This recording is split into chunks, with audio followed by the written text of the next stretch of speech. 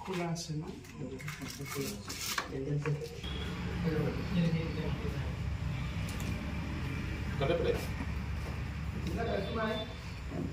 কিবা বাকি নাই যাও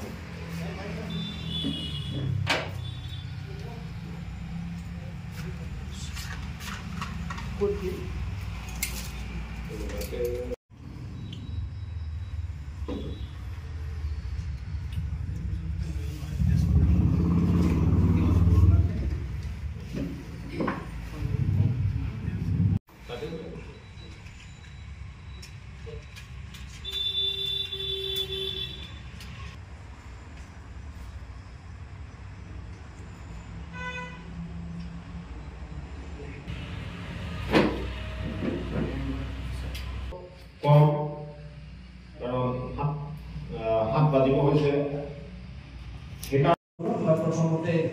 আন্তৰিক অভিনন্দন জ্ঞাপন কৰিছো লগতে 9 চনৰ 31 জানুৱাৰী তেখেতে জন্মগ্ৰহণ কৰিছিল আমি সকলোৱে জানো ঢাকা নগৰত আৰু তাতে তেখেতৰ পঢ়া জীৱন আৰম্ভ কৰিছিল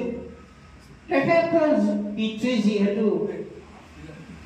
গোপাল চন্দ্ৰ ৰাভা তেখেত সৈন্য বাহিনীত কাম কৰিছিল সেইকাৰণে তেখেতৰ পিতৃ বদলি যে তেখেতৰ কলাগুৰু এইকাৰণে আখ্যা দিয়া হৈছিল তেখেত সৰ্বত প্ৰকাৰে অৰ্থাৎ সৰ্বগুণাকৰ মই আগতে কৈছো আৰু তেখেত সকলো দিশতে পাৰ্গত আছিল কাৰণে তেখেতক কাশী ইউনিভাৰ্চিটিৰ পৰা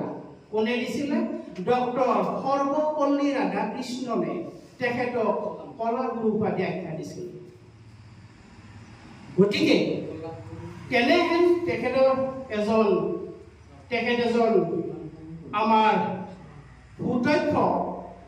সংগঠক তথা কবি প্ৰবন্ধকাৰ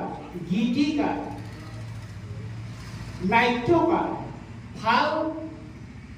অভিনেতা কোনোখিনিত বাদ নপৰাকৈ তাৰে সল্লোৱা নাই তেখেত সম্পূৰ্ণ এজন সুস্থ সাংস্কৃতিক প্ৰেমী মানুহ